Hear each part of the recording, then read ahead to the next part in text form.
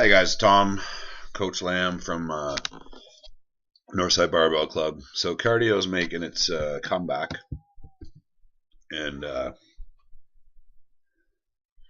sorry, stop. My dog was crying, so we had to address that immediately. Yeah, so cardio is making a comeback, and before I start getting pelted with questions, I kind of just want to address the different fuel systems. Talk a bit about the body.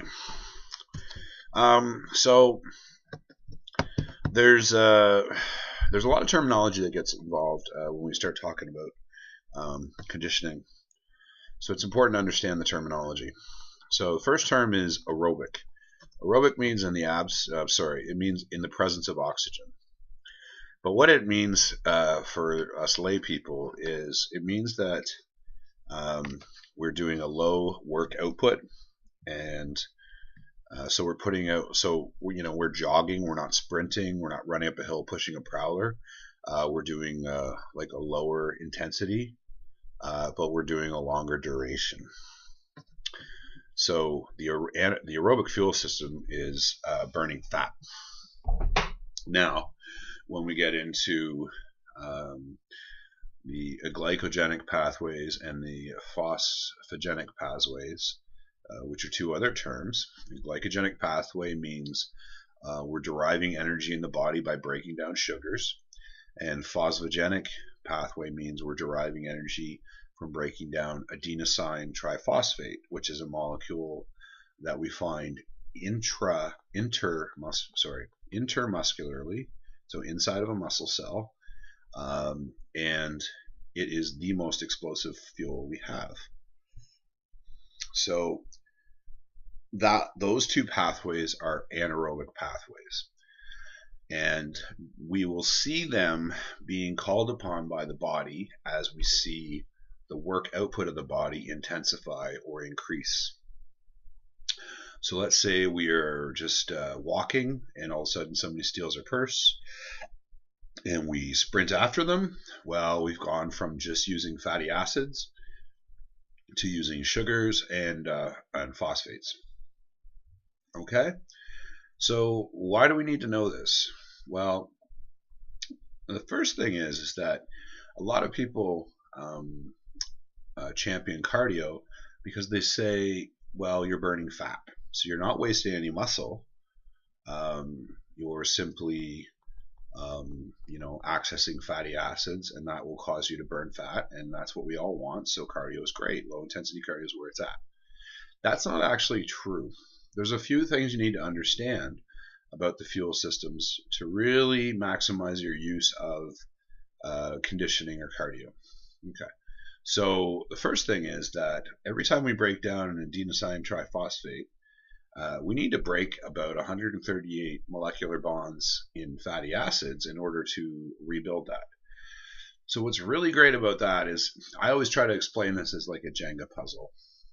As we move up the intensity level for fuel systems, we also move up the complexity level. So breaking a fatty acid bond releases a little bit of energy. Breaking a phosphogenic bond, a phosphate bond, from ATP to ADP, so breaking a phosphate ion off, releases a tremendous amount of energy.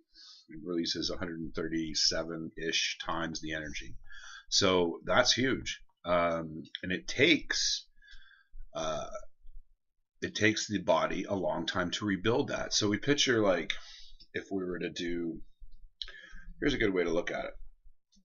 If we were building a Jenga puzzle and we were to start off and only put 2 blocks on the ground and knock them over, that would be fatty acid metabolism. If we were to build it up a little bit more, well, now we'd see glycogenic metabolism. And if we were to let it build up for a few hours and then knock it all over, well, that would be phosphogenic metabolism.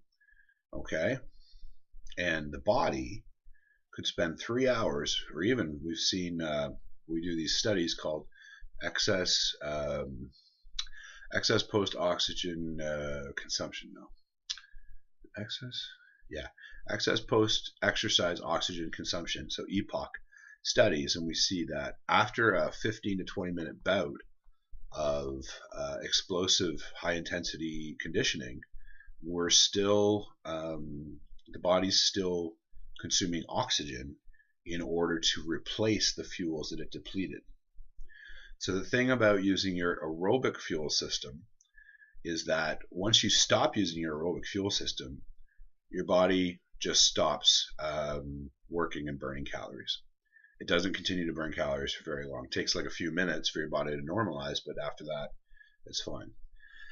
But when we start to use glycogen or phosphates as our fuel source because we increase the intensity and we need more energy, those fuels take a long time to rebuild. So what's beautiful about that is you can get the same benefits, the same fat burning benefits, because the aerobic fuel system is what gets left on to help rebuild the anaerobic fuel system. So you can get the same benefits from an hour of steady state slow cardio that you can from 10 minutes of like kettlebell swings and sledgehammer and prowler push.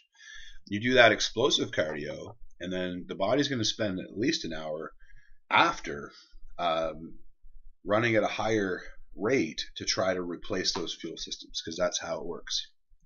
Okay, so that's not to say there aren't benefits in participating or doing aerobic activities, but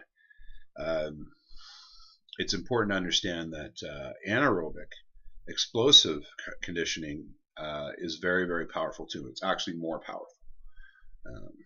Okay, as long as you're healthy enough to take part in it. Obviously, if you're just getting started, you don't want to start and just go right into high intensity cardio. You want to build up a base first and build up some cardiovascular fitness first, build up some strength and proper function in the entire body first, and then probably by working with a strength coach, yay me, then see that you progress into anaerobic training. But if you're someone that's been doing a lot of aerobic training and you haven't seen any improvements in a while, then you want to start thinking about increasing the intensity, decreasing the duration of your cardio